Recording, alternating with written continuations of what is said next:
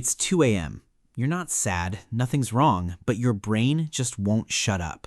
Replaying conversations, catastrophizing things that haven't even happened, watching yourself spiral and still can't stop it. That's not a personality flaw. That's overthinking, and it's silently costing you more than you realize. Here are 10 frameworks that actually fix it. Okay, real talk. You ever just sit down to do something, study, work, whatever, and 2 hours later you've done literally nothing? Not because you were lazy, but because your brain just would not shut up. That's not a personality flaw. That's overthinking, and it's low-key one of the most expensive things you're doing to yourself every single day. Here's a stat that's gonna hit different. The average person spends nearly 8 hours a day lost in their own head, mind-wandering, replaying conversations, catastrophizing stuff that hasn't even happened yet. If you're awake for 16 hours, that's literally half your conscious existence just gone, vaporized. Not by Netflix, not by your phone, by your own thoughts. Think about it this way. From January 1st to June 30th, that's 6 months of your year. Just vibes, no output, no progress, just your brain spinning its wheels on stuff that doesn't move the needle. And if you factor in sleep, it gets worse. Overthinking is a tax, and most people are paying it without even realizing. Number 2, overthinking is amnesia. Here's something wild. On any given day, your brain generates somewhere between 30,000 and 70,000 thoughts. 70,000! Now here's the question that should mess with you a little. Can you remember a single clear thought from yesterday? Like one specific sentence your brain produced? Probably not. And that right there is the real tragedy of overthinking. You're not even keeping any of it. Your brain is running this insane processing loop, burning energy, stealing focus, keeping you up at night, and then just deleting everything by morning. You don't notice how much you forget because, by definition, you forget just how much you forget. All that mental noise, all that stress, all that what-if energy, gone. And you've got nothing to show for it except feeling exhausted. So, naturally, what do overthinkers do when it gets bad? They try to escape. Maybe they move to a new city. Maybe they switch jobs. Maybe they book a flight somewhere and tell themselves a change of scenery is going to fix everything. And look, no shade, we've all been there. The idea that if you could just get away from your current life, your brain would finally chill out. But here's what actually happens. You board the plane, you arrive somewhere new. It's beautiful, it's different, it's everything you wanted. And your brain? Still chatting, still running the same playlist. Because the one thing you could not leave at home was your mind. You can't outrun your thoughts by changing your zip code. The problem wasn't your environment. It never was. Overthinking is downstream of low agency. This one is actually a game changer once it clicks. There's 2 ways people relate to time. Low agency thinkers treat the past, present, and future all the same, just a flat timeline they're floating through. High agency thinkers, they break it down differently. The past has 2 modes. You can dwell on it, which is basically just replaying pain for no reason, or you can rectify it, actually learn from it, make amends, close the loop. Rectifying the past is 100 times better than just dwelling on it. The future has 2 modes too. You can worry about it, which is just imagining bad stuff that hasn't happened, or you can build toward it. Make a plan, take action, move. Building the future is 100 times better than just worrying about it. Overthinking lives in the low agency zones. Dwelling and worrying both feel like thinking. Neither one actually is. The move is to shift from passenger to driver. Every time your brain starts looping, ask yourself, am I dwelling or rectifying? Am I worrying or building? Number 5, never trust a thought. Nietzsche, the philosopher, had this rule. Never trust a thought you have indoors. His whole thing was that the best thinking happens when your body is moving, when you're walking, when you're outside, when you're not just sitting still in a room marinating in your own head. But honestly, that's not even far enough. The real move is never trust a thought until you get it outside of your mind entirely. Writing it down, drawing it out, talking it through with someone, putting it in a spreadsheet, walking while you process it out loud. Here's why this works. A thought stuck inside your head is like a song you can't stop hearing. It loops, it distorts, it feels way bigger and more terrifying than it actually is. The second you externalize it, write it down, say it out loud, it loses power. It becomes a thing you can actually look at instead of a monster living in your walls. Got a thought that's been eating at you? Don't sit with it. Get it out. Overthinking is a solvable problem.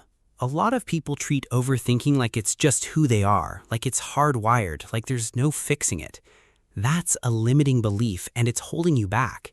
The truth is, overthinking is solvable, but only if you're willing to do something uncomfortable. You have to be willing to say, I don't know. Most overthinkers are secretly running on a ton of assumptions. Assumptions about what people think of them, assumptions about what's going to happen, assumptions about what went wrong. And instead of questioning those assumptions, they just keep building on top of them. The reset is simple, but not easy. Delete the assumptions. Go back to zero. Say out loud, I actually don't know how this plays out. I don't know what they think. I don't know what's coming. That's not weakness. That's the beginning of actually thinking clearly. Daniel Kahneman, the guy who literally won a Nobel Prize studying how humans make decisions, said something kinda wild. All his research on decision-making didn't actually make him a better decision-maker. Let that sink in, because that's exactly what overthinkers do.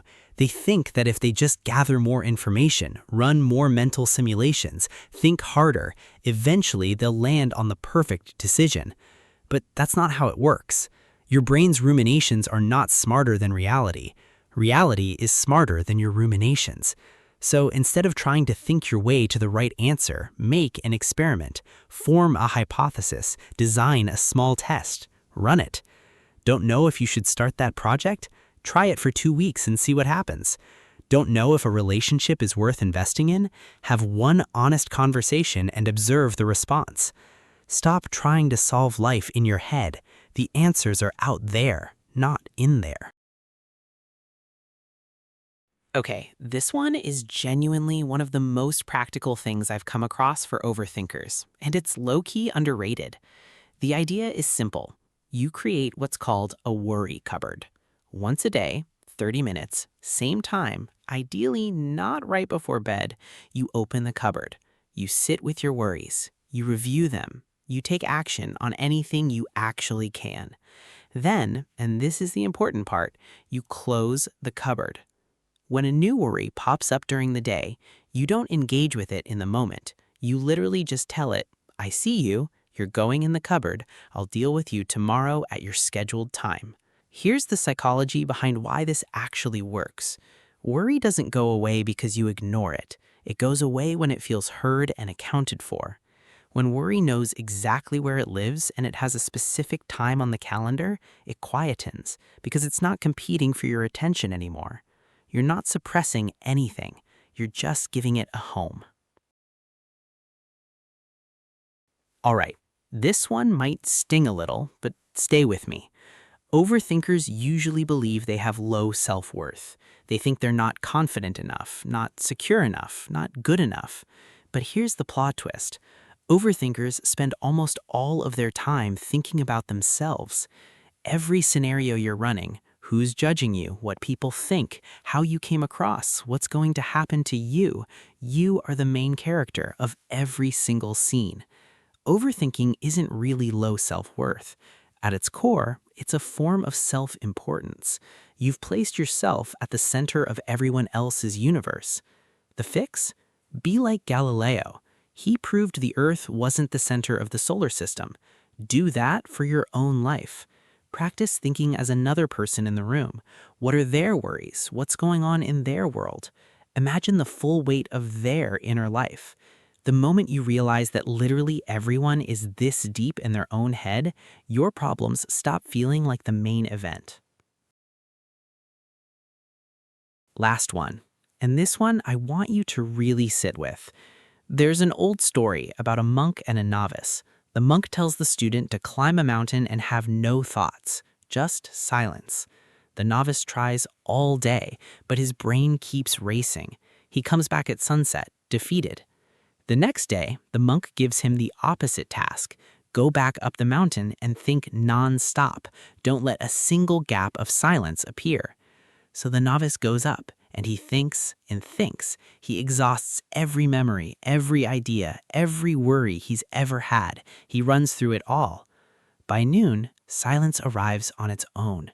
He walks back down, still feeling like he failed, but the monk smiles, because the lesson was never about stopping thoughts. It was this: resisting thoughts fuels them. Welcoming them lets them fade. You don't beat overthinking by fighting your brain. You beat it by letting the thoughts pass through instead of trying to hold the door shut against them. Stop wrestling with your mind. Let it run. It'll tire itself out. 10 frameworks. All of them real. All of them doable. Pick one of these tonight. Just one. Try it for a week.